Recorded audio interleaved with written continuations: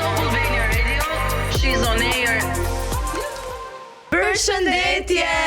Përshëndetje të dashur miq, erdhi ora She's on Air. Është e enjte, jemi në 100 FM në digital në kanalin 10 dhe jam këtu me bukuroshet e mia.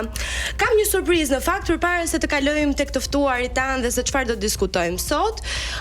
Gjithmonë kemi qenë vetëm vajza në panel, vetëm vajza të ftuara si co-host, po për herë të parë në She's on Air kemi një djalë. Salion, mirë se erdhe si co-host. Po të bënë në Salion. Qa kishe të veçantë që djali vetëm këtu bashkë me ne si co-host? Po të podcasti fundit më thanë që do e bëjmë prap. Edhe e lam që do e bëjmë prap. Po si ndihesh ti njerë në mes të vajzave? Ua provu domethënë. Si ndihesh ti mes vajzave? Po i privilegjuar. E privilegjuar. Po. Mirë, prit deri në pjesë të fundit. Do të thosh prapë.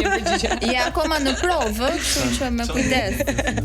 Hajde mos ja bëni, shiko, unë mendoj që torturuam mjaftueshëm në intervistë, tani që mbar, unë themi duar rokite për Salionin. Salion suksese njerë sot. Jam edhe me doktoresh. Po.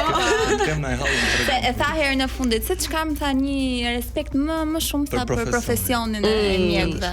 Ndërkohë, të ulën këtu të kund direkt. Si ndihesh ti? E shumë i zgjuar është ky Salioni. Asgjë Vjen i ndryshe. ftuar. Vjen i gjen ftuar. rrugën. Herës tjetër vjen si co-host, pastaj pozicionohet afër mirë, doktoreshës. I gjen mënyrat. Presim lëvizjen e radhës. Ndërkohë, pa humbur kohë, përveç Salionit, sot me ne si e ftuar është për herë të parë Rizarta.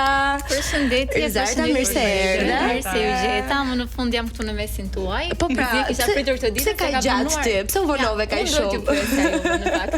Po më mirë të presim se me siguri do kemi një episod sot shumë të bukur, se kjo pritje kaq e gjatë duhet të nxjerrë shumë gjëra të veçanta. Si ndihesh njerë këtu në mesin e... Ndihem si në shtëpi. Në shtëpi, Ju them të drejtën, të gjithë ju jeni shtëpia ime. Perfekt. Nuk e do të motani se ndihesh mesin e gocave. Ato po mendoja se zakonisht pyetja është si ndihesh mes gocave, por në fakt sot të ndryshon. Nuk e themi. Do i gjejmë që podcastin tjetër që do bëjmë rrymë gjë kështu konstant. Do gjej një koment shumë perfekt për podcastin tjetër kur ti ftuar. Mua më kanë thënë që ti je nga ato vajza që je më shumë ti je sinqert në të gjithë vajzat e showbizit. Tani trego pak, këtu te ne do jesh 100% e sinqert? Unë premtoj që do jem me vërtet dhe sinqert me veten, së pari pastaj me ju. Domethënë ai sa na lejohet në ekran, se ka ca gjëra që duhet jemi pak më të stepur, nuk do t'i themi të gjitha, mbajsa për vete. Po, për këtë do të pyesja, të ka kushtuar ndonjëherë ky sinqeritet? Më ka kushtuar, besoj që dihet publikisht sa më ka kushtuar, po gjithsesi është temë tjetër që mos e hapim. Si e përjeton faktin që njerëzit gjykojnë në rrjetet sociale? Në fakt nuk e përjetojmë. Duhet thënë që qenit një influencer ti je para rrjeteve sociale, normalisht që priten gjitha kritikat, priten gjitha gjykimet dhe unë nuk jam në fillimet e mia, atëherë e përjetoja pak, po tani kam kuptuar që nuk vuaj nga validimi, nuk vuaj të pranohem nga të tjerë, thjesht unë jam unë, nëse më pëlqen, nëse më gjykojnë. Sa do klishe duket, duhet të thënë gjithmonë që ndoshta edhe influencerët e tjerë që janë në fillimet e tyre të mos e përqendrojnë energjinë e tyre te komentet e njerëzve, po ato energji të humbur atje ta përqendrojnë te vetja e tyre dhe thjesht të rriten dhe të vazhdojnë para. Ke ndonjë koment që ty të ka ngelur për shembull shumë në vesh edhe thua këtë nuk do ta harroj kurrë? Në fakt ka disa komente që janë komente që të përmendin traumat. Domethënë ti nëse në rrjetet sociale je vulnerabël edhe shpreh situata të vështira që ti ke kaluar, vjen një ditë pastaj që njerëzit i përdorin dhe ka shumë komente nga këto që nuk do t'i harroj se vërtet nuk e konceptoj dot si një njeri mund të jetë aq i lik sa të marrë kënaqësi duke i përmendur traumat dhe duke prekur dikë tjetër. Sado që është rrjet social, gjithsesi pas atij telefonit që shohin më shumë si një fuqi që mund të kenë në dorë kundrejt teje, që të bëjnë të dobët ose të bëjnë të ndihesh keq. Çfarë për shembull? Po traumat e mia unë i kam diskutuar, i kam superuar, ka shumë histori të ndryshme, sa çfarë lloj gjëje ta përdorin, sa mund të përdorin histori të familjes, mund të përdorin histori të eksperiencave që ti je gjëra ku ti mund të jesh i dobët. Po çfarë do doje të ndryshojë nëse do ndryshojë diçka? Nuk do doja të ndryshoja, unë nuk marr përsipër asnjëherë të ndryshoj botën. Njerëzit të bëjnë çfarë të duan, unë jam unë, dhe thash. Ndoshta diçka që të bezdis pak më shumë te shoqëria shqiptare që ne po e jetojmë çdo ditë. Më përpara më bezisnin shumë gjëra, po tani që pas kësaj protestës së madhe, të them të drejtën, kam parë një shpirt shqiptar aq të bukur, aq qytetar, aq të çlirët, saqë nuk guxoj më të nxjerr një fjalë të keqe për shqiptarët nga goja. Tani si më para që s'do dohet ndryshojë, po e ndryshojë. Jo, po botën s'do ta ndryshojmë, po në një gjë të mentaliteti shqiptarëve do ta ndryshojmë. Më shumë shpresë, duke qenë edhe patjetër pjesa e protestës që ti dhe e përmende, është përveç saj diçka tjetër? Diçka tjetër që më jep shpresë, në fakt shpresë më të madhe se kjo nuk ka ndonjë për protestën. Ne jemi bërë të gjithë një, po më jep shpresë fakti që shumë të rinj shqiptar janë zgjuar, janë shumë të talentuar edhe na krenojnë çdo ditë, si në botë, si jashtë Shqipërisë, po edhe këtu në Shqipëri marrin iniciativa, guxojnë, nuk janë më ai brezi i kaluar që ka qenë që kënaqeshin me ai sa kishin, kënaqeshin në zonën e Rehatis.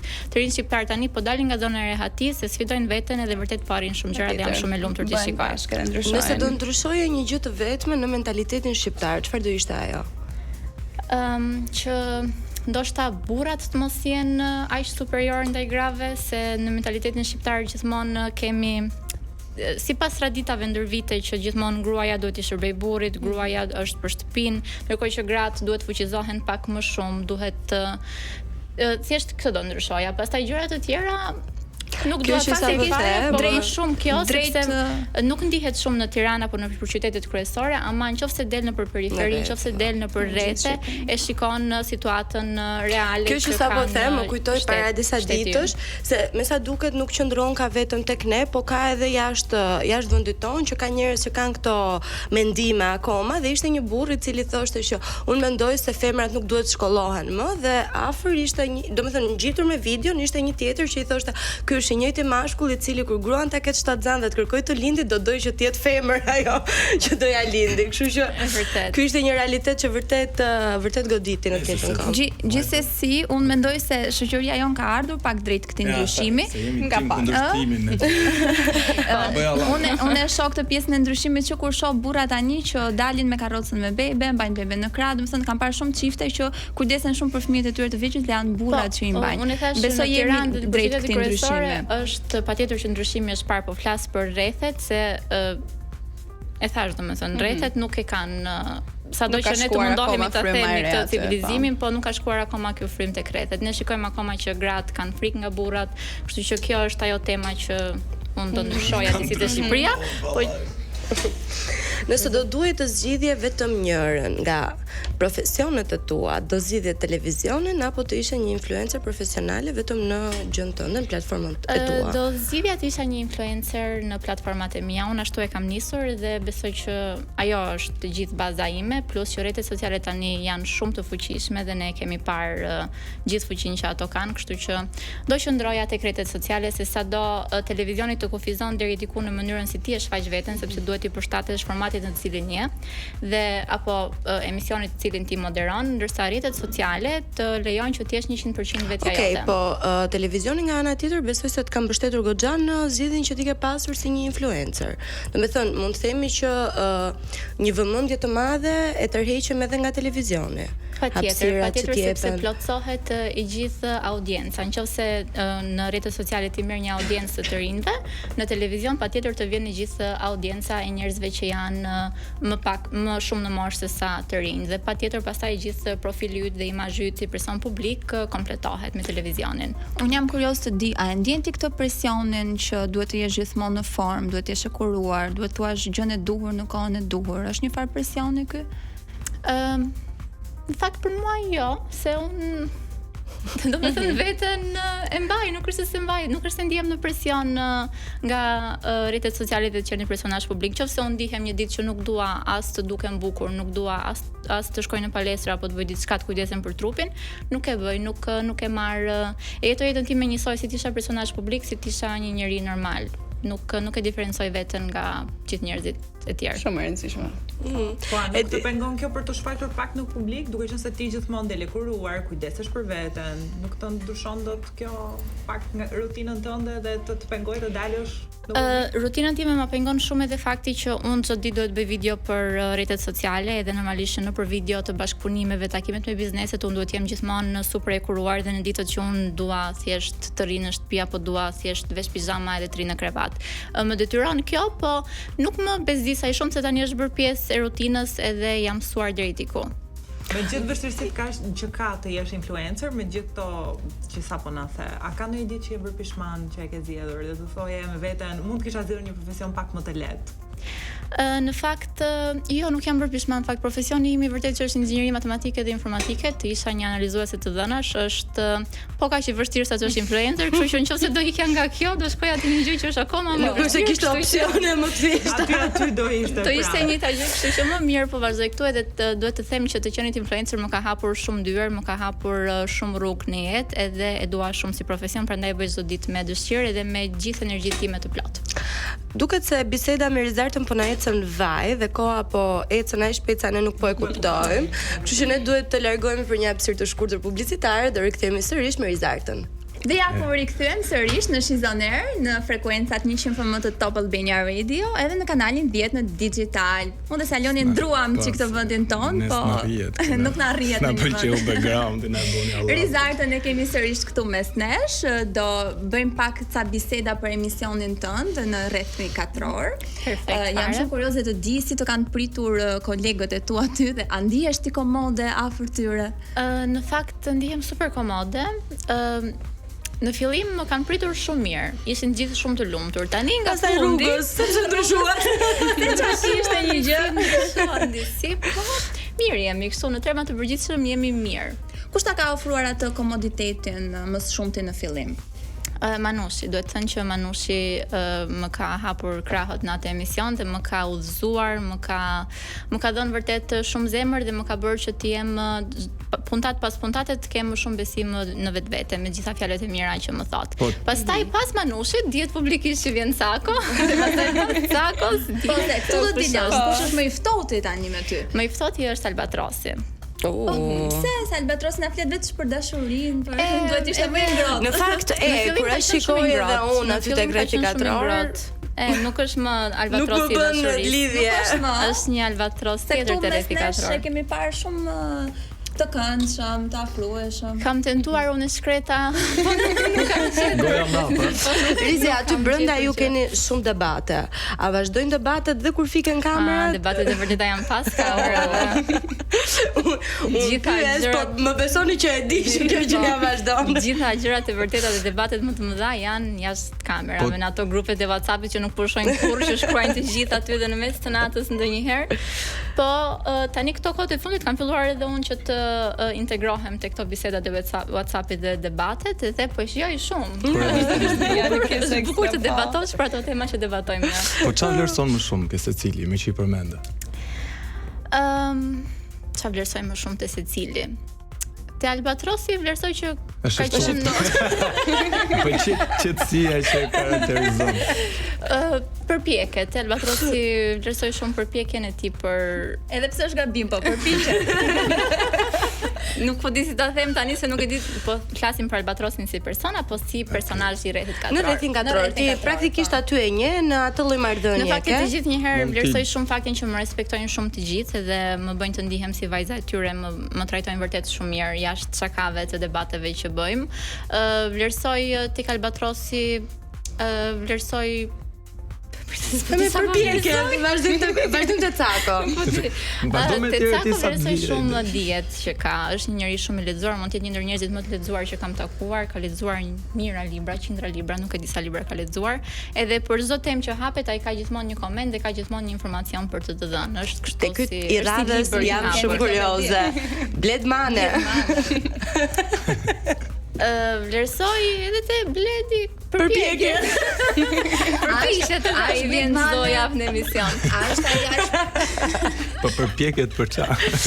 Përpjeket për të qenë një njeri i drejtë në atë që thot apo i vërtet në atë që thot dhe nuk e ka arritur akoma, domethënë të jenë 100% vërtet me veten. Fakt kur flitet për Bledmanën kam parasysh një njerëz që është shumë provokativ.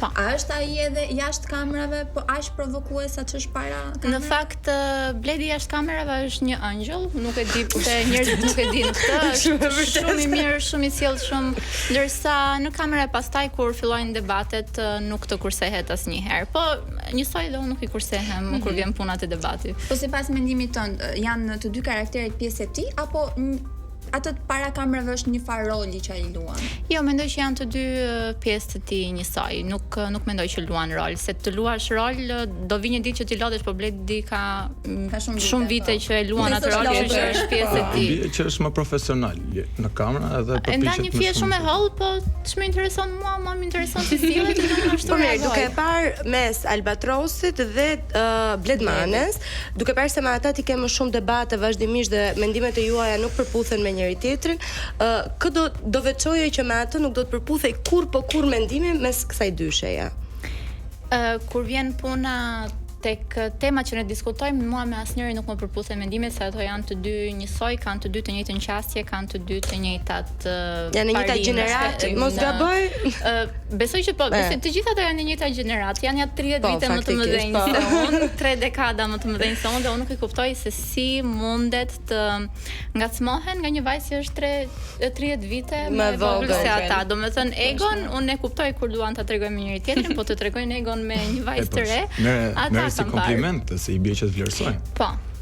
Bizarta, mendon që të ka vlerësuar publiku pikërisht për këto debate të forta që ti ke me këta burra që janë shumë më të mëdhenj në moshë se ti? Po, mendoj që kjo ka qenë, le të themi, ka qenë arsyeja kryesore pse publiku më ka vënë re, më ka spikatur edhe më ka mbështetur pastaj, se normalisht qofse unë vetëm do jepja fjalime aty çdo javë. Kush është debati më i fortë që ti ke pasur që publiku e ka vlerësuar më së shumti? Pra ti ke pasur shumë impakt. Në fakt, të gjitha debatet me Bledin dhe me Albatrosin janë vlerësuar nga publiku, ka qenë tema shumë të ndryshme, përgjithsisht janë tema për Shqipërinë, për shqetësime që të shqiptarëve u mundohem që çdo javë në emision të jap një aktualitet që njerëzit vërtet i intereson që të flitet në televizion, se jo shumë emisione kanë hapësira për këtë lloj temash, dhe dua që atë hapësirën që kam tek emisioni im ta përdor. Edhe zakonisht to aktualitetet që unë sjell nuk e di në çfarë bote jeton Bledi dhe Albatrosi, po asnjëherë nuk jetojnë në të njëjtin aktualitet me mua apo me njerëzit e tjerë që janë jashtë. A je ndjen ndonjëherë sikur kanë dashur të kapin mat, të vendosen në ciklet? Po, jam ndier nga Bledi, gjithmonë. E ndjen gjithmonë apo ke një debat që mund ta veçosh? Ka një dy pjesë në fakt. Pjesa e parë është ajo me presidentin, që jam ngacmuar nga Bledi, dhe e dyta sërish nga Bledi, kur gjithmonë don të tregoj që faktin që unë jam një influencer dhe don ta tregoj në emision që shiko se ti bën qef, ti influencer, pra, ti gjatë falas. Tendencioze nga ana. Dhe gjithmonë bën komente të këtij tipi. Po. Ndjej pak tendencioze. Unë jam jo se ndjej, po janë, në fakt janë. Po, është fakt që janë tendencioze. Unë jam kurioze për diçka. A e gjenti veten vërtet në emisionin Rrethi Katror apo do doje që të bëhesh pjesë e një emisioni tjetër? Unë e gjej 100% veten të Rrethi Katror, se unë kam kërkuar vetë jem pjesë e atij emisioni, kështu që nuk do kërkoja të isha pjesë e një emisioni kur nuk do e shija veten. Dhe besoj që do isha lodhur dhe do kisha dhënë ndërheqjen unë, se nuk mund të rish një sezon aq të gjatë sa është Rrethi Katror, nëse ti vërtet nuk i ndjen të gjitha ato gjërat që thua. Të rikthehemi edhe një herë tek provokimet që bëra vetëm një pyetje të vogël. Nëse jo Rrethi Katror, cilën nga rubrikat e së diellës do kishte zgjidhur Rizarta? Nga rubrikat. Po mendoj që Shizon Topin. Ashtu. Po, duke qenë se unë jam modele dhe influencer, aty do shkoja. Doja të kthesha edhe një herë tek provokimet dhe tek ajo e presidentit të Shqipërisë, e cila bëri xhiron e të gjithë rrjeteve sociale, dhe besoj se aty ka qenë edhe një pjesë ku ti e gjykuar vërtet shumë. Kjo ishte vërtet një ngacmim tendencioz nga ana e Bledit, apo ishte thjesht diçka e rastësishme aty, edhe në fakt nxorre në pa diçka komplet tjetër që shikoj ndoshta vërtet nuk e njohim presidentin? Në fakt shumica e njerëzve njohin presidentin pas asaj që ndodhi te emisioni. Edhe tani po ti pyesësh, nuk mendoj që e din emrin e presidentit, sepse presidenti ynë nuk bën asgjë. Duhet të thënë që nuk bën asgjë, është thjesht një marionete të tjerëve dhe thjesht bën sikur bën. Mendoj që tani e kanë kuptuar të gjithë, sepse unë nuk e kujtova emrin e presidentit në atë moment, se nëse shihet situata e Shqipërisë, një nga arsyet pse jemi në këtë gjendje që jemi është se presidenti nuk bën asnjë reagim, nuk shkruan asnjë dekret, nuk nënshkruan asnjë dekret, edhe normalisht që kush do ta njohë. Pastaj në mbrojtjen time, nëse do duhet, populli nuk e zgjedh presidentin. ne kemi një e zgjedh parlamenti, nuk e zgjedh populli. Në momentin që unë do kisha votuar këtë presidentin, absolutisht do të dia emrin. Po të rëndësi ka sa presidentë ndryshohen, në momentin që Rizarta e ka thënë këtë, mua ma kanë çuar 2-3 veta dhe thash, ore, prit ç'a gabimi ka bërë. Ishte kot kush është. Dhe u futa se thash, prit se ndoshta e kam harruar për momentin, po jo vërtet nuk e njihja dhe nuk besoj se ka të bëjë shumë fakti gjeneratës tonë që nuk jemi ndoshta kaq të përfshirë në politikën të gjitha, po të paktën Ilir Metën e njihnim, kupton? E njihnim sepse ai sido çfarë do lloj politikanit të ketë qenë, një kritikë bënte, një fjalim e bënte, një lloj qëndrimi profesionin e vet patjetër. Po. Me që jemi tek politika, më vjen direkt të bëj një pyetje. Shpesh herë ti përfshihesh me këtë fushë. A sheh veten ndonjëherë në të ardhmen të jesh akoma brenda politikës? Po kur mos thuaj kur, nëse gjërat do vazhdojnë kështu si do vazhdojnë dhe nuk ka asnjë përfaqësues të denj në politikë dhe do isha marrë me politikë. Po nuk e aspiroj politikën për të gjithë energjinë që të merr, për të gjithë ti të tërsohesh pas asaj si njerëz se duhet patjetër që të jesh e fokusuar 100% aty. Unë dua të bëj këto gjërat e mia, dua të vazhdoj rrugtimin tim të qenit influencer, dua të vazhdoj me projektet e tjera që kam për të bërë edhe nuk e shoh veten 100% në politikë. Ja, po them unë 35 vjeç ti vendos të bësh, ti futesh politikës. A mendon se politika do të ndryshonte ty? Do ndryshoje ti për politikën, për t'ju përshtatur ndoshta? Unë i friksohem pak asaj gjëje se çdo njeri në momentin që i vjen pushteti në duar, ti tërsohet. Të gjithë do gënjenin nëse do thonin të kundërtën. Nuk mendoj se ti tërsohet, unë mendoj se tregojnë vërtet fytyrën e tyre reale. Jo, nuk do thoja që tregojnë fytyrën reale. Është një shprehje që jepi pak pushtet njeriu që të tregoj se cili është ai në vërtetë. Po më shumë se nuk është se i tremben për faktin se unë do bëja ndonjë shfrytëzim apo ndonjë nga këto gjërat e pista që bëjnë politikanët, po i tremben më shumë faktit se do isha detyruar të gjendesha në ambiente ku ka njerëz të pistë që bëhen gjëra të pista dhe unë nuk do doja të. Në një botë perfekte ku politika do ishte politikë, demokracia do ishte demokraci në parimin e tyre të vërtet, do isha bërë një politikane që tani. Po mirë, me qëra fjala ke demokracia, ke qendër të parat që kanë mbështetur protestën. Po. Do doja disha opinionin tënd për sa i përket kësaj çështje. Unë e kam mbështetur protestën sepse është një iniciativë e gjeneratës sime dhe do isha hipokrite nëse unë do kisha një sezon rrethin katror që do shprehja shqetësimet e brezit tim dhe pastaj kur vinte momenti që unë vërtet ta ngrija zërin dhe të tregoja prezencën time në protest, do isha hipokrite po të mos isha. Kjo është arsyeja kryesore pse unë e kam mbështetur protestën sepse dua të shkoj fjalës time, dua të shkoj deri në fund dhe dua që të gjithë njerëzit ta kuptojnë që zëri i tyre ka vërtet rëndësi, se nëse të gjithë fillojmë ta ngrejmë zërin ton, patjetër që dëgjohet. Një angazhim real nga populli ynë në këtë rast duke qenë se ka qenë shumë prezente. Po, ndjenj aty në protestë një energji aq e bukur, është një frym aq e bukur, sa nuk e di, nuk e kisha parë asnjëherë dhe jam shumë mirënjohse që kjo protestë ndodhi, sido që të shkojë rrjedha e saj, sepse ne kuptuam se çfarë do të thotë të luftosh për një parim dhe një qëllim të përbashkët. Shumë e bukur kjo. Dhe midis kësaj bisede kaq interesante dhe me kaq rëndësi që ne kemi këtu, për fat keq që shkëputemi shumë shpejt në një shkëputje publicitare. Na rigjeni përsëri këtu në 100 FM dhe në kanalin 10 dhe rikthehemi me Rizartën. Jemi rikthyer këtu në radion time, por jo vetëm, edhe të ju, të gjithë ndjekësve që na ndjekin në këtë moment, që është e preferuara juaj. Jemi në She's on Air, Rizarta vazhdon të jetë me ne dhe unë jam shumë kurioze të di pak më tepër për jetën tënde personale. Ti jeton vetëm, e shijon këtë lirin apo ndonjëherë mendon që duhet të kthehesh të bashkohesh me familjen edhe? Ja, jo më larg se dje, unë ndjeva shumë keq që jetoja vetëm, sepse më ngelet Chelsea brenda shtëpisë. Çfarë ndjesie? Ishte ora 1 natës kur më ndodhi kjo. Edhe u detyrova pastaj që telefoni po fikej, u detyrova pastaj që të marr taksin dhe të shkoj në Durrës tek shtëpia e motrës, që të dilja nga situata. Edhe ndonjëherë duke bërë gjërat vetëm gjithmonë, sado e bukur është, sado liri që ke, ndonjëherë edhe ndjen mungesën e një bisede, të shkosh në shtëpi të thuash mirëmbrëma, thuash mirëmëngjes, ose të kesh një ndihmë në si në organizimin e punëve të tua, në mbarvajtjen e shtëpisë, në po ta gjesh atë drekën gati, po të lash rrobat. E ndërroj atë kohën kur kthesha nga shkolla dhe kisha mamin që e kisha drekën gati. Tani mirë që duhet bërë një punë jashtë, duhet bërë punët e shtëpisë, po duhet bërë ajo dreka, duhet shkuar në palestër, janë shumë gjëra. Edhe e shijoj jetesën vetëm, por këto kohët e fundit po më ke filluar të bësh pishman. Po.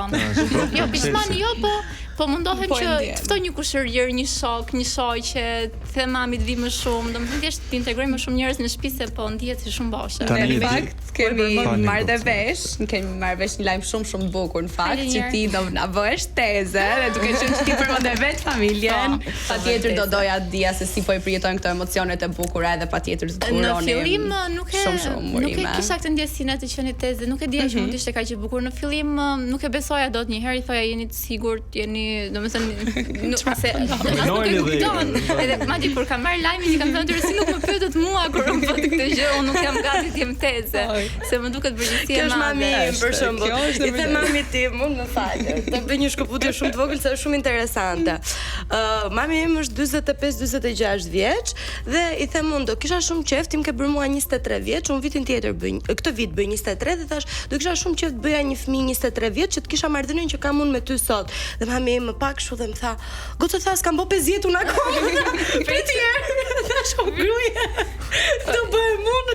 Jo ti. Këtë reagim kishte edhe mandra ta më fal ta, e kemi planifikuar, do jetë baby ynë ti. Po mund të jem sikur do jetë shumë përgjithësi, se unë dua që mbesës time ti përkushtoj shumë kohë, dua të jem tezja perfekte, dua madje ndonjëherë dua që të më duan më shumë se s'do të prindrin për ndarje. Po mirë si vendosen tash. Atë nuk e di ti, se tezja mund të jetë ajo që i thot gjithmonë po për shembull, dhe automatikisht bëhet e preferuara. Në fakt unë dukem kështu si e mirë, po unë jam shumë strikte. Jo, nuk dukesh. Di që je strikte. Dukesh që je strikte. Ti bën ke një lloj disipline, kështu që edhe me fëmijët jam e mirë, po jam shumë strikte. Dhe mendoj që edhe si mami do jem një mami strikte. Edhe si teze me siguri do jem strikte se nuk më rrihet. Doja ta bëja këtë pyetje, sa strikte do ishte Rizarta. Domethënë, nëse ti thua strikte tek një fëmijë, për çfarë do jesh strikte? Unë për shembull nuk e pëlqej fare kur fëmijët përkëdelen shumë, ose ndoshta nga fakti që unë nuk kam qenë kurrë një fëmijë përkëdelur, po fëmijët e përkëdelur mua nuk më pëlqen ti përkëdel shumë. Do të thënë është okay që ti përkëdelësh sepse janë fëmijë, po ka një kufi, jo që të marrin kontrollin pastaj me përkëdelin që ti je. Po për shembull tek të ngrënit e ëmbëlsirave shumë apo shiko, kjo të ngrënit e ëmbëlsirave nuk është pjesë e të qenë strikte. Unë atë i quaj ti je njëri i shëndetshëm, ti je në familjen time.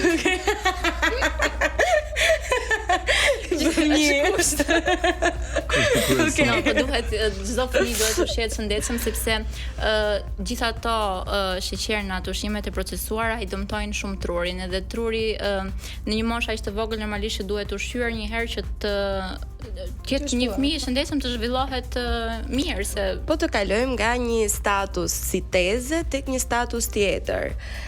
Si e ka zemrën Rizarta sot? Që po flasim, është e fokusuar, ka një lidhje, është me dikë si po ja për shembull si deti i fundit që bëra, unë fola për punën, ai foli për punën, edhe u kuptua që nuk ishte gjë gati për të qenë bashkë. Jam single, këtë mund të them. Her pas here tentoj. Okej. Tenton takime po thua. Çfarë po mungon? Çfarë është ajo gjë që ti nuk po e gjen dhe thua? Po ja, distanca. Pas kemi dikë larg, ndoshta? Jo, nuk i kemi larg, jo. Nuk kemi asnjë. Mund të jetë ndonjë që na ka ngelur në zemër dhe e kemi larg. Unë sa herë që bëj këtë dating dhe pastaj pas datit më duhet 2 ditë që të marr ritmin e punëve, se mua më duket sikur agjenda ime nuk e plotson dot një të dashur për momentin. Nuk ka vend për të shpirt. Të ka muaj tjetër. Nuk të ka pëlqyer dikush mjaftueshëm se të pëlqejë me siguri është kjo që nuk më ka pëlqyer dikush aq shumë sa unë të ndryshoj. Unë habitem në fakt pse ty të duket një date jo i mirë që ju të dy keni folur për punën, ti je një vajzë që punon fort, kështu që jo, mua date i mirë më duk, madje shumë i bukur edhe si date, po s'kishte klik. Kishte klik. Po pra se të thua që më prishi agjendën duhet të jetë. Është të folë për punën. Jo, ajo tha që nuk është e sigurt kjo që edhe ti the që nuk ka gjetur akoma një person i cili t'ia bëj aq bam sa ta fusin në agjendën e saj. Po nuk është prioriteti im të paktën në këto kohë. Normalisht nëse vjen një dashuri, unë e mirëpres se jam një partizane dashurisë, vërtet dashurisë së madhe. Nëse vjen, nëse nuk është dashuri e madhe, nuk e dua. Dua një njerëz që është 100% për mua, do të jem 100% për ai. Pra keni vënë që smundja e shekullit? Çfarë smundje që nuk gjejmë dot partnerin ideal? Po pra s'po gjet dot asnjë. Asnjëri s'po gjen asnjërin. Gjithë kanë të qëllimit. Dashuria e parë jo gjithmonë ndodh që me një takim ti tash. Ja tani më Indi një pyetje, në këto ditë proteste që ne jemi. Rizarta do njihet ti ndoshta një partner në protestë dhe do ndihesh ndoshta gjen të njëjtat mendime. Po edhe po, pse jo? Do ishte, domethënë, jo, në atë skenarin që çdo vajzë mund të krijojë në mendjen e saj. Në fakt, në protestë ka njerëz shumë herë më të qytetëruar sa ne shohim në e ka menduar për vete, prandaj po zgjodha atë protestë. Bëj një pyetje edhe unë. Po mos e kaloni protestën në trendit tani. Te protesta do e lidhim ne. Po mirë, nëse Rizarta do ishte e lidhur dhe partneri jot nuk do donte të dilte në protestë, do ta ndaje ti? Do ishte arsye për të ndarë? Do ishte pro një investim. Jo, nuk as nuk merrem me vete, as nuk besoj që partneri im domethënë të mos shko. Un jam shumë dakord që ne të kemi mendime të ndryshme me partnerin. Kjo është gjë normale se të gjithë njerëzit kanë mendime të ndryshme. Po nuk mendon që lidhet pak me idealet? Dhe se si ata e shohin jetën dhe shoqërinë dhe se sa ata marrin pjesë në këto kauza që ne të gjithë duhet marrim pjesë. Në një marrëdhënie ti gjithmonë bën disa kompromisa se asnjëherë nuk gjendet perfektja. Nëse do kishe plotësuar gjitha gjërat e tjera që unë kërkoj dhe do kishim ngecur pak te ku diun për kë votojmë, nuk e kisha problem. Plus njerëz që ke protesta këtu tani nuk është një protestë politike fare, nuk ka ngjyrime politike, kështu që do ishim dakord. Ta bëjmë pak më të thjeshtë se kaq. Çfarë të tërheq ty tek një djalë? Më thuaj 3 gjëra që duhet të mungojnë atij djalit që të jetë partner ideal për ty. Respekti ndaj meje. E dyta të jetë është aq e ngarkuar sa që nuk e ka menduar se çfarë duhet të ketë partneri ideal. Ka diçka. Sa herë që e mendoj këtë pyetje, nuk kam një përgjigje konkrete. Nuk mendoj se ka diçka ideale, ju them të drejtën. Nuk ka një përgjigje konkrete. Është thjesht ndërsia, është thjesht po. Sa po shtat. Ka vajza që janë të fiksuar me duart, me dhëmbët. Kjo është shumë e vërtetë tek një mashkull, për shembull janë duart. Duart. Po pra se e kam dhënë. Po nuk është se do ta zgjidhë dashurinë time pas ka duart bukura, se janë më bavarit tani që ne. Por që ja shikon duart. Goca. Dhe Salion. E rëndësishme është jetë i gjatë. E para jetë i gjatë, ja kaq. Goca dhe Salion. Koncentrohemi. Tifuzimi një shkëputje publicitare. Një shkëputje, vërtet. Do ta gjejmë një partner ideal. Diskutojmë pak në backstage së bashku. Rikthehemi pas pak. Rikthehemi të dashur miq këtu në Top Albania Radio me Gocat, me Salionin dhe me Rizartën 100 FM dhe në kanalin 10 patjetër. Se si na duket kur themi me Salionin. Gocat patjetër, ne dihemi Salionin sot për herë të parë, kështu që for sure. Rikthehemi patjetër te Rizarta edhe ne kemi shumë pyetje nga ty. Un po e nis me të parën. Jepi. A ke do një person që është shumë kritik në jetën tënde dhe nëse po, cili është ai ose ajo? Njeriu më kritik në jetën time jam unë. Jam kritikja më e madhe e vetes. Në fakt kam qenë gjithmonë, nuk ka pasur asnjëherë asnjë njerëz që as të më kritikoi, as të më lavdëroi. Nuk kam pasur ndonjë mentor gjatë rritjes, kështu që më është dashur që t'i gjej vetë mentorët e mi edhe t'i gjej veten. Po. Çfarë është një gjë që Rizarta nuk do ta bënte kurrë për klikime? Një gjë që do bëja kur për klikime, po ja të shpikja kështu ndonjë lidhje falso për klikime. A ka dikush që e ka bërë? Sa të duash. Jo, po pyesja ndoshta ka shumë njerëz që e kanë bërë, edhe në showbizin shqiptar edhe jashtë, sepse funksionon shumë mirë për marketingun, edhe unë e kuptoj pse e bëjnë, po nuk do e bëja dot kurrë. Okej. Unë do të bëj disa pyetje që ti do më përgjigjesh me po, jo ose ndoshta. Jo më shumë fjalë. Okej. Okej, fillojmë me të parën. Të kandidosh një ditë në politikë. E tham këtë po, jo, e tham po ishte një ndoshta. Po më të madhe. Është një po. Po. Okej. Do ta provojë sërish Big Brother VIP? Po. Cila do ishte gjëja që Rizarta do bën, gjëja e parë që do bëje si kryeministra? Po jo ndoshta. Çfarë do ishte? Domethënë, to shtjelloje. Sa do bëja gjëja e parë që do bëja nëse do isha kryeministre? A do bëje për shembull, kam një kështu një që ta ngjis pak me imazhin tënd, si mësuar ne të shohim. Do bëje ti një get ready with me si kryeministra? Po, do bëja një get ready with me për të shkuar në parlament. Okej, po një ndryshim që ti do bëje? Ndryshim që do bëja nga t'ja nis më parë, domethënë njërin që je kështu, do investoja shumë në arsim. Okej. Mendoj që arsimi është një ndër shtyllat më kryesore të vendit. A mendon Rizarta të largohet nga Shqipëria? Po. Mendoja. Nuk e di pas protestës do të thotë tani po i shkon tek ndoshta. Po, ndoshta. A kërkon falje publikisht nëse je gabim? Po. Okej, A të shkruan Terezarta një libër? Po. Kam fakt, kam shumë shkrime të mia që shkruaja që në kohët që isha më e vogël. Edhe jam vërtet shumë bukur. Ato nuk e din nëse do mbledh akoma shkrime të tjera që të publikoj diçka, po them po që universi ta dëgjojë dhe të më motivoj që mund ta bëj. Kur bëhesh kryeministre, e bën ti një libër. Ja bëm dhe linjën e jetës. Do të kisha ardhur më parë. Pra shikoj, mirë që të bëjmë linjën e jetës, po. Tani po manifestojmë dhe bashkë me ne se çfarë të bukur të bëj që këtë vit, e kupton? Zëdet para kohës. Do moderoje një emision prime time? Po, pa diskutim. Po. A do bashkëpunoje ti me një person që personalisht nuk e pëlqen, por e vlerëson profesionalisht? E vlerëson profesionalisht. S'kam mbaruar pyetja. Se isha jo, nuk e pëlqej jo. Por që e vlerëson profesionalisht. Po tani nuk më lidhet dëgjoja. Në profesion, për shembull, në influencer mund të jetë shumë e mirë, po si person ti s'të pëlqen. Nuk ke antipati për atë vajzën. Po unë quaj influencer të kishin dhe ata që nuk pëlqej, domethënë nuk është se vlerësoj se u bëhen virale dhe unë quaj influencer të mirë. Jo, është përgjigja. Qoftë se pëlqej si person s'bëj asgjë me atë. Të bësh një pauzë nga rrjetet sociale për një vit.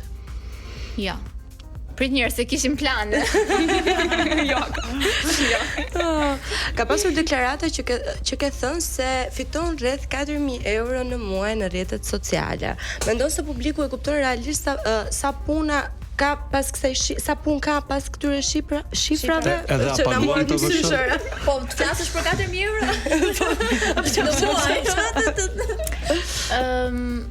Nuk e di a e kuptojnë apo jo, unë do doja shumë që ta kuptonin që ka vërtet shumë lodhje, se edhe vetë fakti që më shohin çdo ditë në telefon ka një mundim aty, domethënë duhet të mendohet pak, po gjithsesi Po jo. Di që është një temë shumë delikate edhe sidomos për Shqipërinë kur flasim për pagesat dhe rrogën mesatare shqiptare, po duhet të thënë që janë dhe bashkëpunime të huaja, se nuk bashkëpunoj vetëm nuk punoj vetëm në Shqipëri, le të themi, punoj edhe jashtë, që më mirë ta kuptoj publiku që kjo shuma realizohet edhe jashtë që të. A jemi akoma në të njëjtat ujëra me pagesat apo janë rritur? Apo janë kanë zbritur, se si dihet, si vjen. Tani gjithmonë zhvillimi është gjithmonë për më mirë, nuk është asnjëherë për më keq. Po kemi edhe nga ato muajt për shembull që na bie më keq sa të tjerë. Patjetër se nuk janë të gjithë muajt njësoj, vetë kjo si punë kuptohet që nuk është një punë stabil. Aq e lirë sa është si punë. Po. Aq e lirë ka dhe në rënje. Domethënë përgjigjja është një ndoshta. Po përgjigjja është ndoshta përfundimisht, se këto janë tema shumë delikate dhe sidomos në kohë të tilla që jemi tani në Shqipëri, nuk do doja fare që ti përmendja apo dhe që ti bezdisja njerëzit. Terezarta, ne në Shqipëri mendojmë që puna influencerës është shumë e lehtë. A të bezdis ty kjo gjë? Në fakt ka qenë një kohë kur unë gjithmonë e mbroja veten time kur vinte puna për këtë gjë, sepse unë e bëj 100% si punë edhe jap shumë energji dhe ndonjëherë nuk më merr vetëm tetor, më merr 12 tetor, më merr shumë herë më shumë nga ç'mund të marr një punë reale tetorare. Gjithmonë e mbroja veten time më parë, po këto kohët e fundit, muajt e fundit thjesht kam bërë paqe që nuk do e ndryshoj kur mendimin e njerëzve dhe ata që e vlerësojnë, ata që se vlerësojnë, le të mos e vlerësojnë. Po në fund të gjithë gjës, ata që nuk e vlerësojnë janë të parë që do donin të ishin në vendin e një influenceri, kjo duhet të thënë. Po për këtë çka këshilli do kishe? Qoftë do donin të ishin në vendin. Të ngrihen nga koltuku dhe të bëhen influencer dhe të bëjnë ato lekët vetë, mos mendojnë që të keqen e kanë nga influencerat, madje të keqen e kanë nga ata njerëzit apo personazhe publik që e kanë vetë në një situatë të tillë që të gjithë po kërkonin të kishin një përfaqësues, nuk e gjetën dot se nuk e kishin në personazhe publik. Tek gjithë influencerat që gjithmonë i gjykuan edhe gjithmonë i sulmuan, të gjithë ata ngritën zërin për të gjithë njerëzit e thjeshtë. Kështu që duhet i vlerësojmë pak më shumë influencerat se vërtet bëjnë një punë shumë kolosale. Kush është keq kuptimi më i madh që njerëzit vërtet ndjejnë nga influencerat marrin nga njerëzit? Po kjo është që gjithë e konsiderojnë si një punë qefi, si një punë shumë të thjeshtë, që është vërtet jemi të privilegjuar që kemi ndoshta le të themi edhe deri diku një talent ose na është dhënë kjo mundësi që ta përdorim platformën tonë sepse janë njerëzit ata që ne na vlerësojnë, po ama nga ana tjetër duhet edhe punë nga ne që kjo platformë që është ndërtuar të zgjas në kohë edhe të mbahet, sepse ka shumë njerëz që mund të marrin pam shumë shpejt, nuk mund mos jesh fare influencer, mund të hysh në një spektakël, po për shembull një nga reagimet që ti ke pasur më e madhe ta mbaroj është tek fakti të qerit konsistent, që të dalësh çdo ditë të bësh punën, të bësh gjithë gjën. Duke parë se doja ta lidhja pak me këtë pjesën. Duke parë se kanë qenë këto ditë proteste dhe në një nga këto video ti kishe zgjedhur ti tërhiqe vëmendjen publikut me Get Ready With Me se çfarë do vesh në protest, por në fakt nuk ka lidhje fare se çfarë do vesh në protest. Pati gjykime. Po, pati gjykime se unë e kuptoj që njerëzit ndonjëherë gjejnë vetëm 3 sekondat e parë të videos dhe pastaj nuk duan fare ta marrin mesazhin ose e marrin mesazhin dhe nuk duan ta pranojnë që morën atë mesazh dhe pastaj komentojnë në një mënyrë tjetër. Rëndësi ka që ata e dëgjuan videon deri në fund dhe e kuptuan që po shkohej në protestë dhe duan të vinë, nuk duan të vinë, u kuptua që po bëhet një protestë, kështu që e gjithë vëmendja ju dha asaj që duhej dhënë. Unë do doja të kthehesha pak fare në kohë, duke marrë parasysh eksperiencën që ti ke pasur në Big Brother dhe të gjithë raportet që krijohen nga kjo eksperiencë. Si i ruan ti raportet me ish-banore dhe kë nga raportet ti mund veçoje që e ke më të mirin dhe kë më të keqen? Raportin më të mirë e kam me Mikelën. Miki është bërë një ndër shoqjet e mia më të mira. Ka qenë një shoqëri. Mendoj që çmimi më i madh që unë mora nga Big Brother ka qenë shoqëria me Mikelën, sepse është vërtet një njeri i zemrës tani. Ndërsa që kam raport me të keq. Më të keq. Po me 90%. Më thuaj ca emra. Ca emra, po nga t'ja nis, nga t'ja mbaroj, nuk e di. Shikoni, respektoj të gjithë respektojmë me njëri tjetrin, se bëra të pak shaka se mos komentohet keq nga njerëzit dhe jemi respekt ndaj për të gjithë, po normalisht diko vlerësoj më shumë, diko më pak. Më lejo të ta thjeshtoj punën të t'japun ca emra dhe ti më jep një koment se si është raporti juaj. Loredana. Është raport i mirë. Me Eglin? Raport okej. Po atëherë nuk pas ke probleme me asnjë. Kështu si e thua. Jo, probleme nuk kam, se të kisha probleme. Po në debat? Jo, po thashë bëra një shaka të vogël para. Po me gjestin? Nuk e di se s'm ka rastisur që të takoj gjestin që të shikoj si qëndron raporti ynë tani. Normalisht që respektoj, takimi i fundit ka qenë në një situatë respekti sërish, kështu që mendoj që ruajmë të njëjtin respekt, nuk mendoj që unë mendoj që gjithë e ruajmë respektin me njëri tjetrin atje brenda. Pastaj se me kë shoqërohemi, me kë nuk shoqërohemi, kjo pastaj varet edhe nga rutina, varet edhe nga gjërat që ne bëjmë. Po ka në fakt disa personazhe që t'ju them sa gjëra që s'kam thënë, ka disa personazhe që aty brenda i vlerësoja jashtëzakonisht shumë edhe jashtë i vlerësoja s'pak. Mendoj që kuptohen edhe nga publiku që të mos përmend emra, po kështu që varet, është surprizues Big Brotheri se aty brenda ndonjëherë edhe luaj një rol që ti nuk e kupton, edhe pastaj jashtë e shikon në situata të tjera që nuk kësaj intervistës kaq interesante dhe të lezetshme kam përshtypjen që i erdhi fundi. Unë të falenderoj shumë që ishte hera e parë që ishe mes nesh, përsëri të vish edhe sërish herë të tjera, të flasim për tema nga më të ndryshmet. Kur të mbledhim më shumë informacione për t'ju dhënë. Në fakt unë doja të përmendja edhe diçka tjetër. Faleminderit shumë që në rrethin 4 orë zërin e Gen Z e përfaqëson më së miri. Të urojmë vërtet shumë suksese në vazhdim dhe inshallah kryeministre. Jo, mos e manifestojnë atë se nuk duam të marrim vendin askujt. Unë do thoja vetëm suksese në çdo hap të jetës që do marrësh, sepse mendoj që e meriton. Faleminderit për faktin që ti e ngre zërin për të gjitha problematika që ne kemi dhe shpresoj që ta bësh këtë gjë gjithmonë me shumë dëshirë. Vërtet. Faleminderit shumë. Ne do të largohemi për një hapësirë të shkurtër publicitare, rikthehemi pas pak me të ftuar të tjerë shumë interesant. Jemi rikthyer në këtë pjesë në She's On Air në frekuencën 100 FM të Top Albania Radio dhe në kanalin 10 në digital. Ne na është rikthyer një ftuar tjetër këtu në mesin ton, është hera e dytë për të Armela Hyseni. Përshëndetje, mirë ju gjeta. Armela gjithmonë gati për kamerën. Po. Mirë se erdhe. Mirë se ju gjeta. Kësa radhe me prurje të reja, me staf të ri, uroj shumë suksesa. Qof një rrugtim i gjatë edhe shumë i bukur. Me që na ke parë, si ti jemi dukur? Kokrat e yllit nuk kam fjalë fare. Di topi se çfarë bën, di topi se ku vendos se kë. Na janë shtuar pra dy vajza të reja këtu në emision. Si të janë dukur të Nikol dhe Stelina? Atë ma keni marrë çik nga topi. Nuk po shikoj më fare. Në top për Stelinën e kam fjalën, nuk po shikoj më fare. Jo, po nuk na përshtaten më. Nuk na takojnë më oraret, se më përpara na takonin shumë shpesh, por s'ka problem. Ne përsëri tani ma ka marrë Nikolet. Nuk ka problem, ne prapë na gjejnë rrugët për të takuar. Aty është më sëmshyrje gjithmonë. Bravo, ti e di ku do më gjesh. Edhe pse kohët e fundit vetëm aty nuk jam. Selina me sëmshyrit. E me këto të gjeturat, si po të gjen ty kjo periudhë e jetës tënde? Nuk e di. Kjo periudhë e imja është quhet nuk e di ku e kam kokën. Pse kështu moj? Jam shumë e zënë me punë, jemi duke u përgatitur për Top Arenën, jemi në përfundim të procesit sportiv. Top Arena, siç e dini tashmë, nuk është vetëm studio, është terren, kërkon shumë punë, duhet të jetë çdo gjë e koordinuar që të jetë ashtu siç e ka merituar të jetë çdo 2 vite. Armela, unë e di, por në fakt publiku është shumë kurioz ta di. Je gjithmonë energjike dhe pozitive. Je edhe jashtë kamerave ti kështu? Tregoja pak për ato që nuk e din, se unë e di. Për ato që ne e dim gjithë se për ato që nuk e din, jashtë kamerave jam akoma me pa përmbajtur se këtu e mbaj një çik vete normalisht. Pas kamerave jam akoma më fani se këtu dhe po thoja përpara se ta nisnim, jo më larg se 2-3 sekonda. Çfarë pyetjesh kemi? Moner që kujdesni çik jo. E para dhe inshallah Zoti më mban gojën, mos bëj shumë shaka nga ato të mia, se janë çik humoristi. Po pse më bësh shaka? Janë humoristi, nuk janë për të gjithë. Na pëlqen humoristi. Edhe mund të pëlqen. Po dini juaj pëlqen të djues. Tanaj na vësh farazi sot, ti përballojmë gjitha. Mirë jeni, mirë. Në qoftë se është diçka, ju ha. Na kollaboron.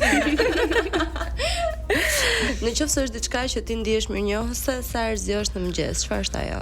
Shëndeti im edhe i familjarëve të mi absolutisht. Që jemi gjallë, Zoti na ka dhënë një mundësi tjetër për të hapur syt edhe çdo ditë është mundësi e re, kështu që jam mirënjohëse për çdo gjë të tillë. Tani, me që po flasim për ditët e reja, po për sfidat e reja, është e hapur Armela? Gjithmonë. Dikush që nuk më njeh, nuk e di që unë e dashuroj adrenalinën e pastër dhe adrenalinën e pastër unë e marr vetëm nga sfidat. Dhe sfida ime më e re, që tashmë edhe ju e dini, quhet Top Arena. Top Arena për mua nuk është thjesht sfidë, është pasion, është kënaqësi, është habitati im, ma mbush shpirtin plot. Nuk di ta të them më. Çfarë e bën Top Arenën kaq sfiduese për ty? Atëherë, unë përpara se të isha pjesë e procesit sportiv, nuk kam qenë pjesë e futbollit. Kam qenë pjesë e sportit, sigurisht, se kam qenë pjesë e ekipit Tiranës për 5 vite. Por nuk kam qenë pasur lidhje me futbollin. Si ke qenë pjesë? Po pra na shtjello pak të dhon këtë pyetje. Kam qenë me paratërejat e Tiranës, kam luajtur Futboll? Volejboll, 5 vite. Pata dëmtime, nuk mund të luaja më. Dhe nisa një sport shumë të thjeshtë, në thonjza, skin. Tani ski jo, e thjesht. Është sezoni i parë që nuk bëj ski, po it's okay sepse ja kam dhënë të gjithë vëmendjen në procesin. Po kush pëlqen më shumë ski apo volejboll?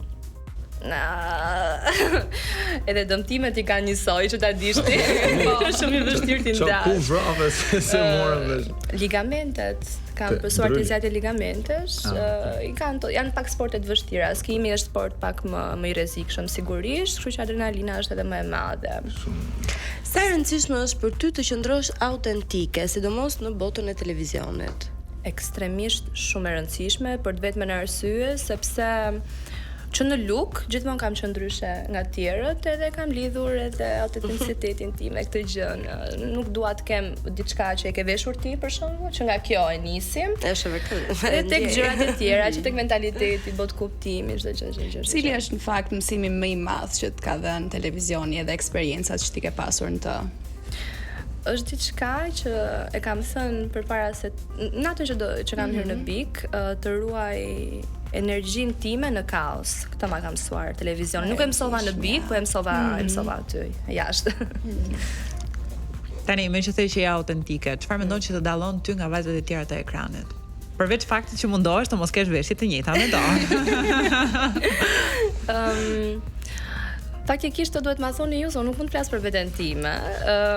Po kam përshtypjen që është fakti që jam full package mbase kam gjitha, nuk jam vetëm bukuri, po jam edhe brains and beauty.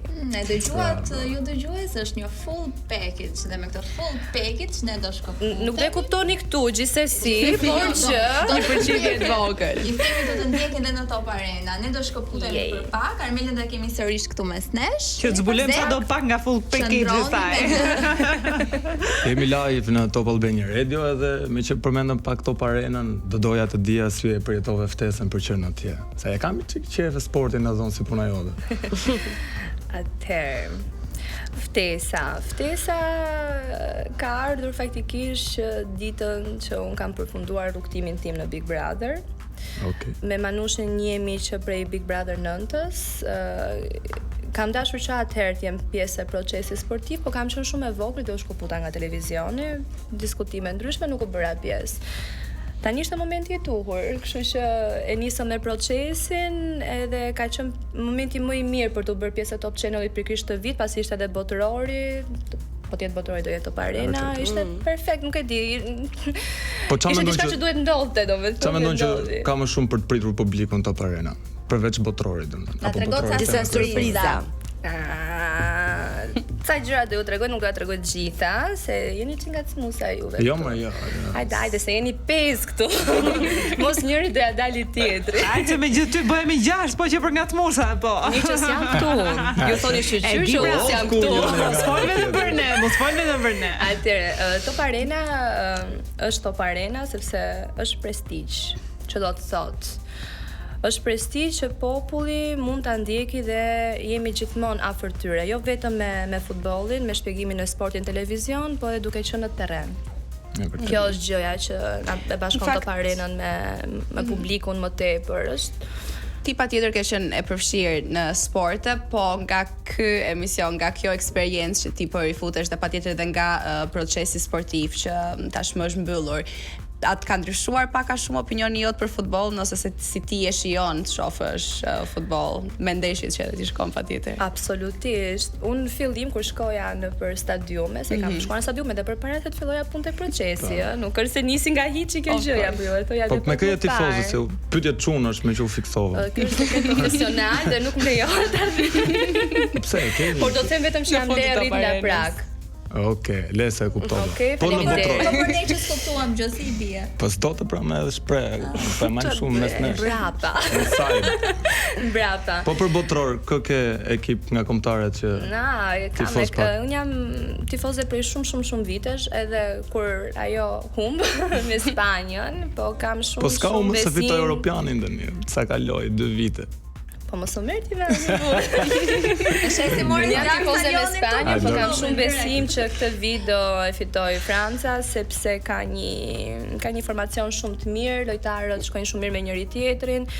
Pastaj ka shumë premisa edhe Brazili, problemi është që lojtarët nuk shkojnë mirë bashk. Janë shumë të mirë nëpër ekipet përkatëse, po jo të gjithë bashkuar dhe nuk di ç'u them. Po gjithsesi unë dua shumë të fitoj Spanja, kam frikë do fitoj Franca. Okej, pas ka frikë se do fitoj Francë, po marrim disa. Po ne kemi parë gjithashtu promoja ka dalë dhe kemi parë Mateon dhe Brikenën. Jam përfolur mjaftueshëm shumë kjo dyshe, në qoftë se jam bashkë ose jo. Si qëndron e vërteta? Dhe vetëm e vërtetë. Do ne dina janë ndarë.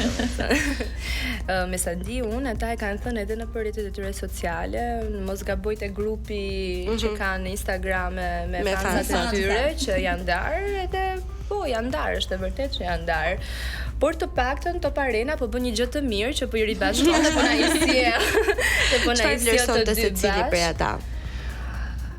Po nuk i njoh aq nga afër të dy, që të them, sepse Top Arena fillon tani, nuk na ka lidhur asgjë bashk më përpara, që kishim pak të bash bisedim dhe të di se çfarë të them, se nuk dua të flas kot gjëra që nuk e di. Mbase më vonë, po, mund t'ju them diçka, më flisni çik një disa puntate. Më lër mua të pyes për atë që vën në lëvizje gjithë Top Arenën, që është Edi Manushi. Si është marrëdhënia jote me të? Shefi më i mirë. Shefi shok. Po në këtë grupin e bukur që ju keni krijuar, si janë në fakt në ato mbledhjet e grupit? Kush është ai që flet pak më shumë, ai që flet pak më pak, po kur flet i le gjithë pa fjalë? Mendon ti që ai që flet më shumë është Edi apo dikush që nuk ekziston fare aty?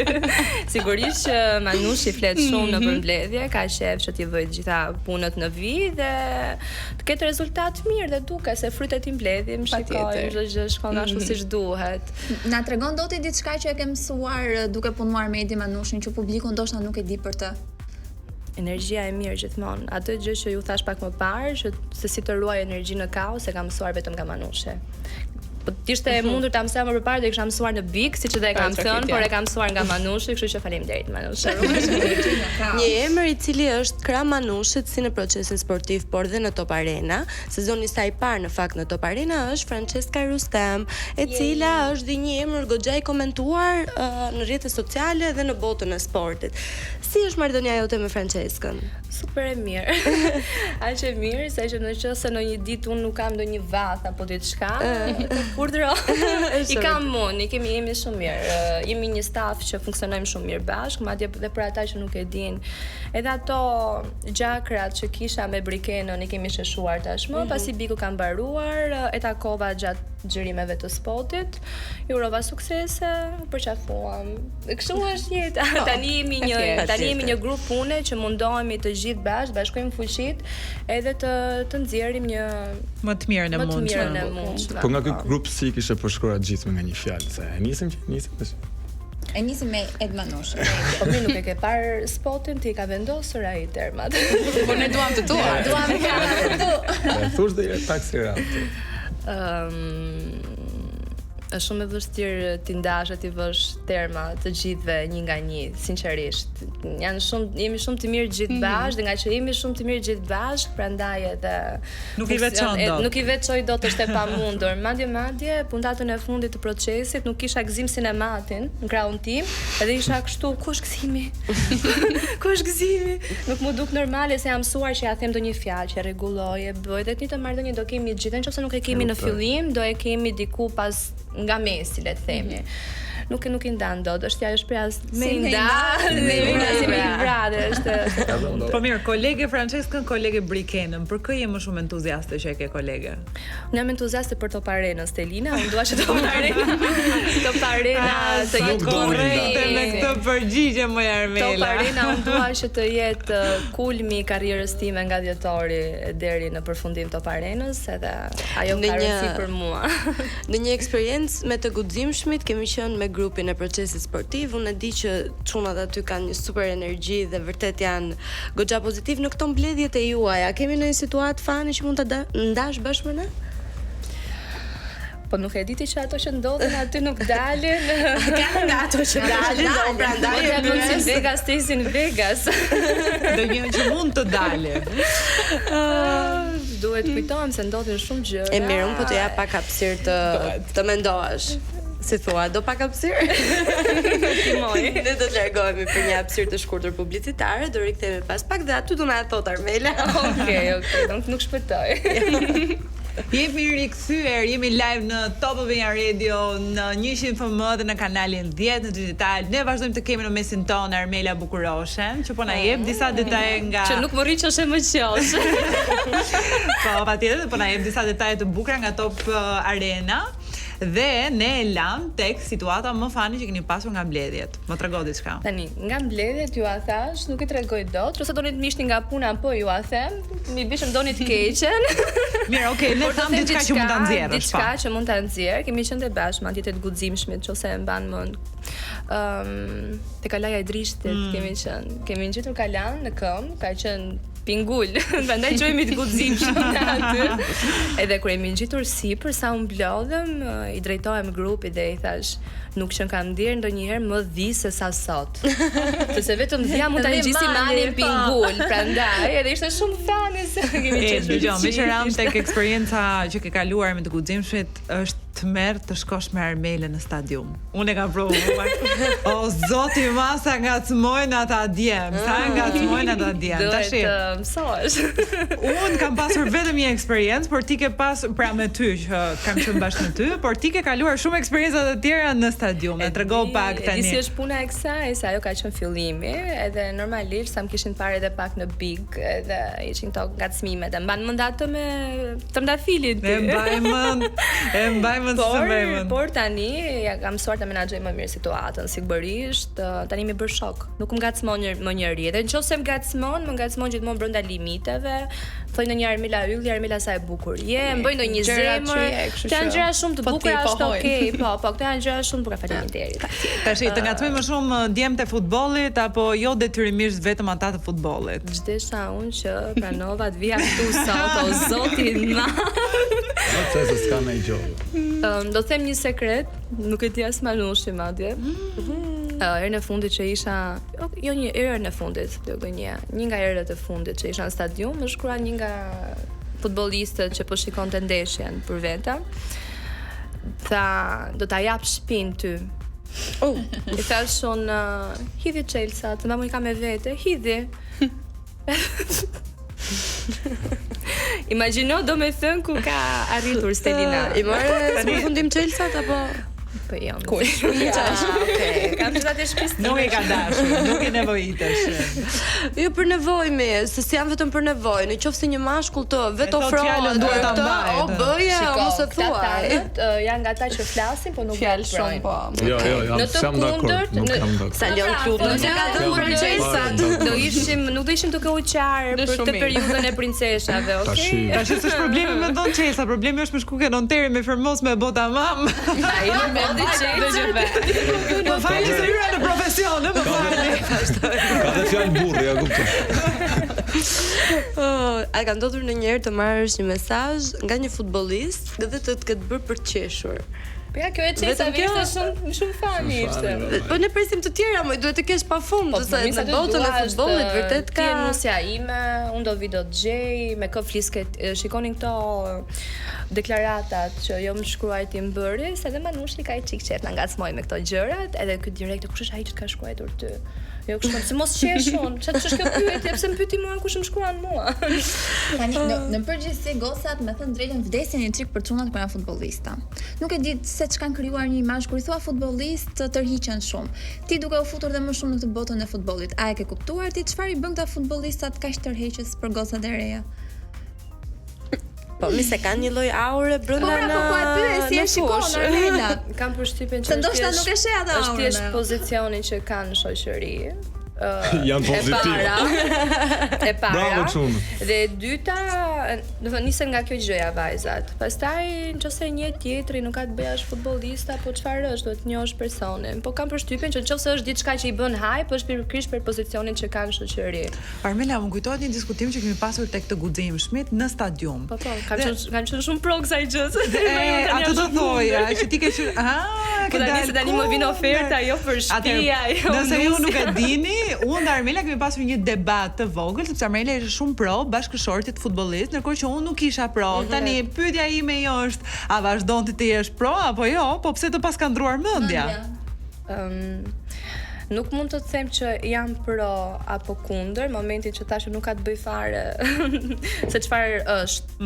Por duke parë se sa tallakatur janë dhe nuk po përqendrohen shumë në lojë, Stili jetesës, kam përshtypjen. Do të thënë, unë do doja të isha me një futbollist që e ka disiplinën e futbollit, kupton? Kjo po më shokon, pas ka ndruar mendje komplet, atëherë kemi bërë. Jo, di pse se ka të bëj shumë, fakti ja ke disiplinë dhe a luan mirë, investimi që ti bën tek ajo. Disiplinë, çfarë ka ndodhur me këto djem? Sa po ta thash pra ka ndryshuar. Çfarë ka ndryshuar? Janë tallakatur, janë bërë shumë hype, nuk janë më me këmbë në tokë. E di unë çfarë ka ndryshuar, ke filluar shkon ti nëpër stadiume. Po, tek to dy të fundit që ka shkuar Francesca që kemi humbur kush e ka thaj. Se unë të e dyta shkova. Mirë, gjithë ato mesazhe që ty të vinë patjetër, dhe për gjithë ata çunat që janë aty jashtë akoma dhe nuk ta kanë çuar akoma një mesazh. Çfarë energjie, çfarë esence duhet përmbaj ai mesazh i parë për të mos u lënë sin nga ti? Për mua ka të bëjë shumë ai mesazh i parë, sepse nëse nuk më pëlqen, nuk më dukesh interesant, nuk do të kthej më përgjigje. Edhe më mirë t'jesh vetvetja, edhe mirë edhe keq, më mirë vetvetja, mos ma humb kohën as vetes. Unë them që lë mesazhet se po humbim kohë. Tani ke parë futbollistët edhe nga afër, jo nga këto vajzat që i shohin vetëm nga ekrani. Kush nga futbollistët është më tërheqësi? Jepi Armela. Jepi Armela. Ti si është puna më të mirë arbitrat. Atëherë na thuaj arbitrin më tërheqës. Ta thash tani një gjë, mos është ty. Po mirë, ndonjë futbollist të preferuar, jo vetëm nga pamja, po loja. Po mund të themi këtu, po patjetër, që më pëlqen se sa po si më na shkon te huaj dhe na lë shqiptarët kështu shumë disiplinë, motor me gust, mirë, në aspekt profesional, ndoshta jo në paraqitje. Po pra, te kjo po shkojam, po e zbusja i çik. Në aspekt profesional, për shembull, po të shikoje lojën e fundit të kombëtares me Luksemburgu.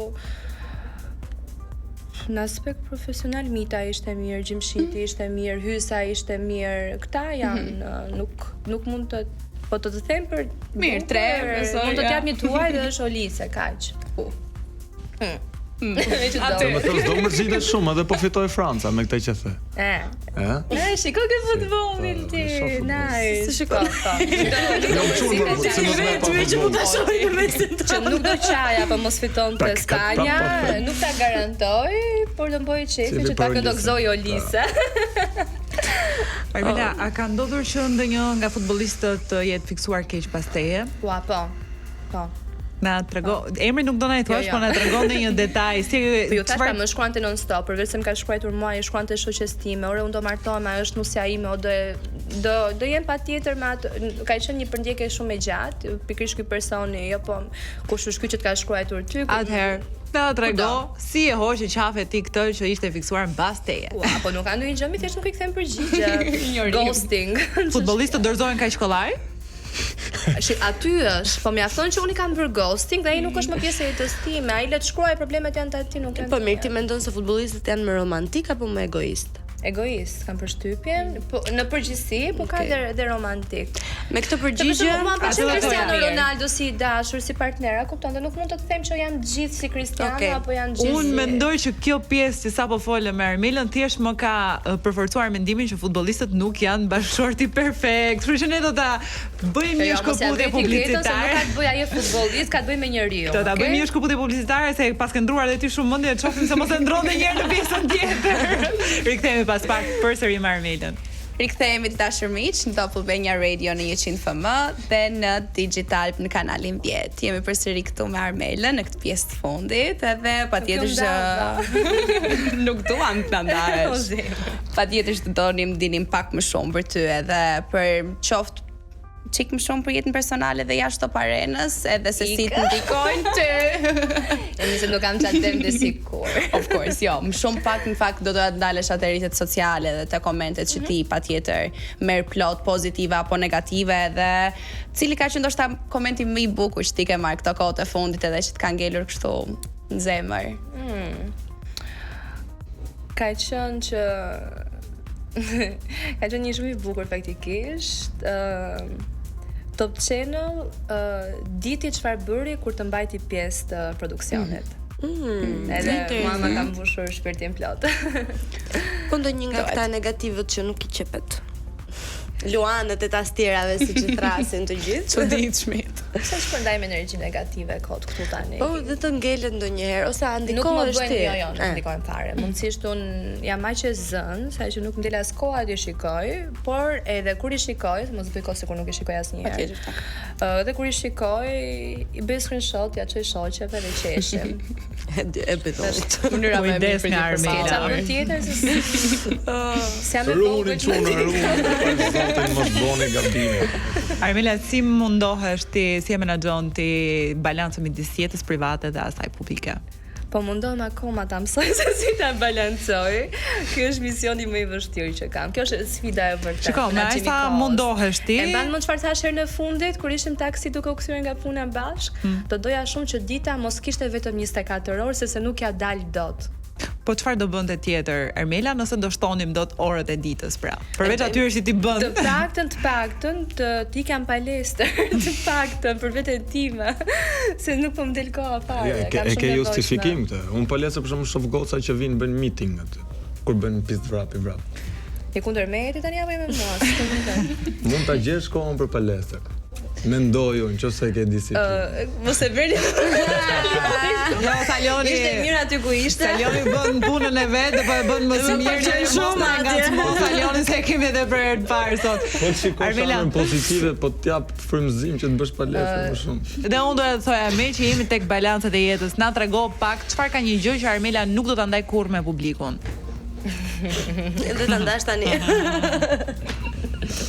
Atë që se të ndodh. Po çfarë është ajo pra që s'u thua dot? Jo, është jeta private, çfarë ndodh brenda jetës private. Pastaj përveç se kësaj unë nuk kam thënë që gjërat që nuk janë të bukura, që janë që të cilin jo zemërim, po mërzi, pak maraz, unë nuk kam qef që t'i ndaj në rrjetet sociale deri në momentin që ka përfunduar, jo çdo zgjidhje dhe jeta është bërë e bukur prapë. Cili është fakt mesazh që do doje t'ju jepje vajzave që do donin të futeshin botës së televizionit edhe patjetër të krijoni një karrierë në media? Njihni veten tuaj përpara. Mos ju fusni televizionit pa u njohur me veten, pa e ditur kush jeni, limitet tuaja, çfarë ju ndikon, çfarë nuk ju ndikon. Momentin që nuk e njihni mirë veten, vjen dikush ju thot një X gjë që ty nuk të pëlqen dhe ty thjesht ndikon sepse ti nuk e njeh veten tënde. Momentin që ti njeh veten tënde, bësh si unë që okay, whatever. Duke e njohur veten tënde kaq mirë. Duke e njohur veten tënde kaq mirë, a ka pasur në një moment Armela që ka marrë një propozim për një projekt, po për shkak të pagesës nuk e ka pranuar? Shumë herë. Për pagesa të ulta as nuk e ngrej fare atë çarçafin që dal nga krevati, me të drejtën. Po nëse ka qenë një pagesë shumë e mirë, po ai lloj projekti nuk të përshtatet, ty e ke refuzuar? Absolutisht. Po. Nuk mund të bëj gjëra për shembull topless apo A ka rivalitet mes vajzave të ekranit dhe pse është krijuar ky lloj stereotipi? Ka dhe më vjen keq që ka, sepse ti sfidën e vërtet duhet ta kesh me veten tënde, ta gjesh problemin tek vetja, nëse nuk je aty ku duhet. Nuk e ke asnjëherë me tjetrën, nuk je në sfidë me vajzën tjetër. Mund të jesh sfidë me disa pjesë të personazhit që vajza tjetër luan në televizion, por jo me vajzën. Thjesht duhet kompletohesh, duhet rritesh, duhet bësh, sepse duhet xhelozoj unë Franceskën, se Franceska është moderatore, ka punuar ditë aty, bravo i qoftë, bën mirë punën e saj, unë bëj punën time. Po të ishim gjithë doktora, këngëtar, kushdo vënte një X gjë, kështu që. Televizioni të jep shumë miq, më veço vajzë ose djalë, një ose më shumë, një mikesh të mirë që ty televizioni ta ka dhënë. Një ose më shumë, Unë miqt më të mirë, të mit, i kam prej shumë vitesh. Kam një rreth shumë të vogël që pothuajse nuk ma njeh askush, nuk i postoj kur janë shumë privat. Po të them kë kam njohur në Big që gëzoj marrëdhënie shumë të mirë sot e kësaj dite, Xhodin. Me Xhodin shkoj shumë mirë, jemi tamam shoqe, pa ligësi, gjithmonë dashamirësi ndaj njëra tjetrës me shumë sinqeritet. Të kisha dhe ty, po ti mike tani, në lëvizje. Unë përballë te jam, po. Çfarë, të më thënë se ke, se jam kurioz. Jo, e kisha pak më... Aman Armela, se del lajme pasaj, ka rivalitet midis Armelës dhe Stelinës, zihen Armela dhe Stelina, të lutem. Asgjë nuk na ndan neve, përveç se orareve të punës. Përveç se orareve të punës. Mike dhe rivale, askush nuk do na ndajë neve do. A ka ndonjë kris apo jo? Po jo, more, mos alion. Kape. Ku do të vendosësh ti që morë? Po atë që morë, ku do të vendosësh? Ata diun mos u merr me atë punte. Keni një pyetje për Armelën? Kam disa, po ja, pastaj. Nuk ka koza e për pastaj. Armela, dëgjoj. Se un kam goxha eksperienca me ty edhe di disa gjëra kështu në përpasken. Di dhe nga ato trëndafilin që ti more kur ne ishim bashk. A vazhdon Armela të marrë trëndafila kështu? Ti gjej vend e pa vend, siç gjetëm ato ditë. Tek letra? Kisha bashku edhe Stelinën me atë, than, nëse ti më merr. Kështu që unë nga që ti nuk duhet bashkohesh, unë nuk e mora edhe e lash me atë. Çfarë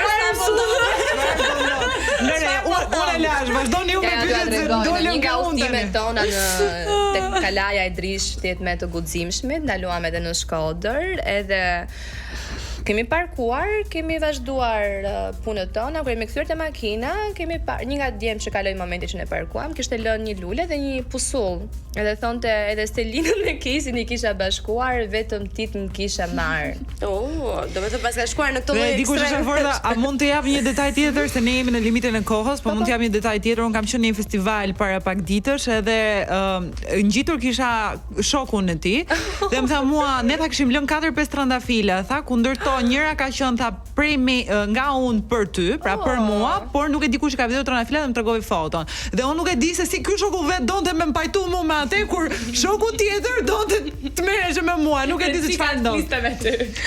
Çdo gjë më bëhet akoma më e çuditshme.